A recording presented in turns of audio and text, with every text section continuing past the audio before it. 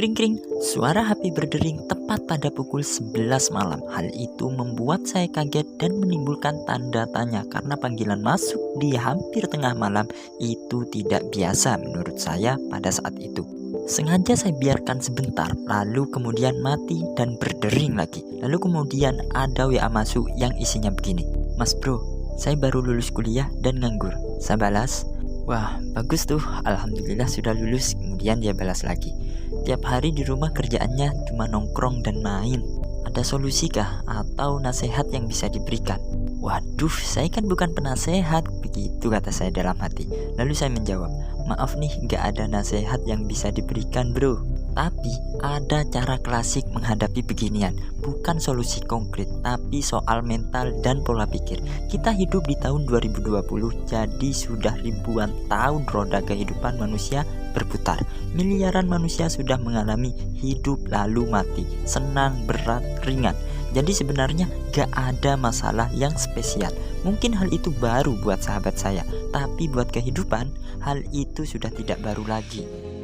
Sahabat, ketika anak muda lulus di masa COVID, kenyataan hidup otomatis sudah menang 1-0 melawan anak muda tersebut.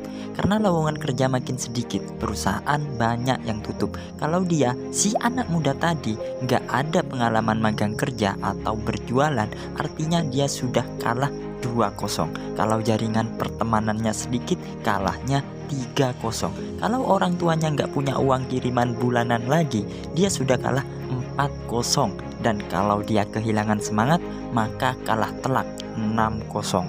Ini sangat berat, tapi jangan panik. Ini masih babak pertama kan, masih ada babak selanjutnya, yaitu babak kedua.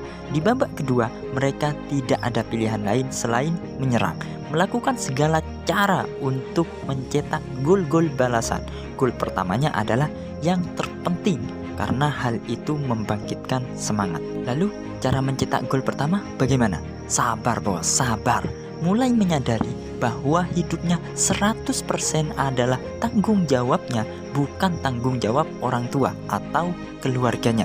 Ia harus sadar bahwa ia adalah pemimpin dari dirinya sendiri, tidak bergantung pada siapapun kecuali dirinya dan Tuhan.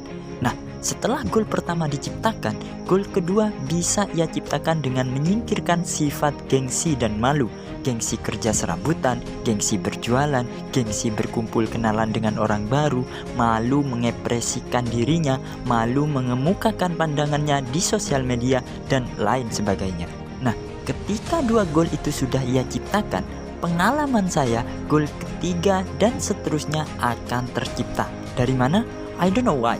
Karena itulah keajaiban hidup. Usaha dan rasa tanggung jawab yang ia lakukan akan menular dan menghasilkan energi positif pada sekelilingnya.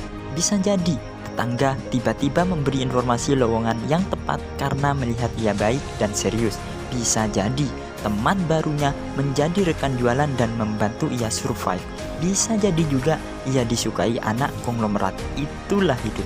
Siap bro, katanya. Lalu sesaat sahabat saya bertanya, bro, itu tadi dari kalah 4-0 kok langsung ke 6-0 ya? Yang 5-0 itu apa?